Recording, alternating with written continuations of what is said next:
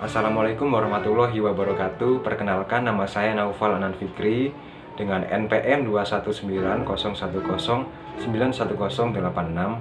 Saya dari Universitas Islam Malang, Prodi Administrasi Publik. Kali ini saya akan menjelaskan sebuah pengertian masalah dan pengertian penelitian masalah.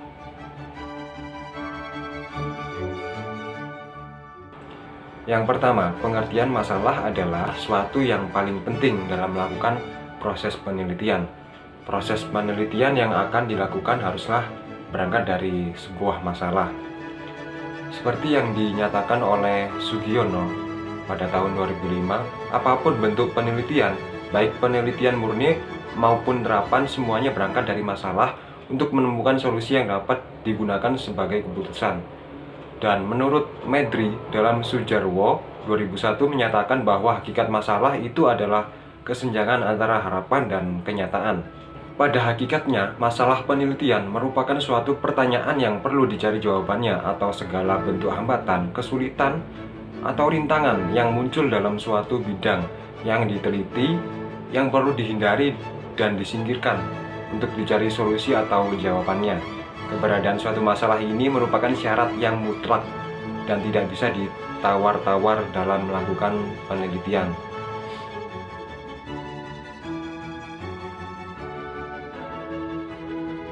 Yang kedua, penelitian muncul selalu berawal dari adanya suatu masalah yang timbul di lapangan maupun suatu masalah yang masih menjadi pertanyaan bagi peneliti dan masyarakat.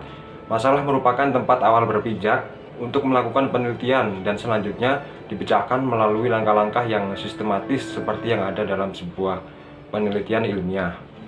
Di dalam sebuah jurnal yang ditulis oleh Hesti Ratnadewi menjelaskan beberapa jenis-jenis masalah dalam penelitian, yakni yang pertama ada permasalahan deskriptif, yang kedua komparatif, dan yang ketiga dedukatif. Permasalahan deskriptif sendiri yaitu suatu permasalahan yang tidak membandingkan dan tidak menghubungkan dengan variabel lain, hanya menggambarkan variabel saja. Menurut kutipan dari Ridwan tahun 2009, sedangkan menurut Sugiono tahun 1994 dalam bukunya halaman 36-39, permasalahan deskriptif adalah suatu masalah yang berkenaan dengan variabel mandiri, yaitu tanpa membuat perbandingan dan menghubungkan antar variabel. Yang kedua, permasalahan komparatif. Permasalahan komparatif adalah suatu permasalahan penelitian yang bersifat membandingkan keberadaan suatu variabel pada dua sampel atau lebih. Kutipan Sugiono tahun 1994. Dengan kata lain, permasalahan komparatif adalah permasalahan yang menggambarkan perbedaan karakteristik dari dua variabel atau lebih.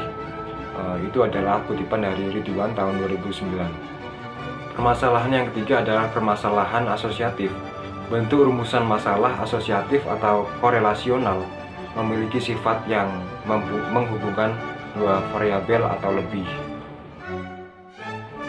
Di dalam jurnal yang saya dapatkan, menurut Frenkel dan Wollen dalam Sugiono tahun 2005 mengemukakan bahwa masalah penelitian yang baik adalah sebagai berikut. Yang pertama, masalah itu harus dapat dicari solusi atau jawabannya melalui sumber yang tidak banyak menghasilkan dana, tenaga, dan waktu. Yang kedua, masalah harus jelas. Semua orang memberikan pandangan yang sama tentang masalah tersebut. Yang ketiga, masalah harus signifikan. Jawaban dari masalah itu haruslah memberi kontribusi dalam pengembangan ilmu dan solusi bagi masalah manusia.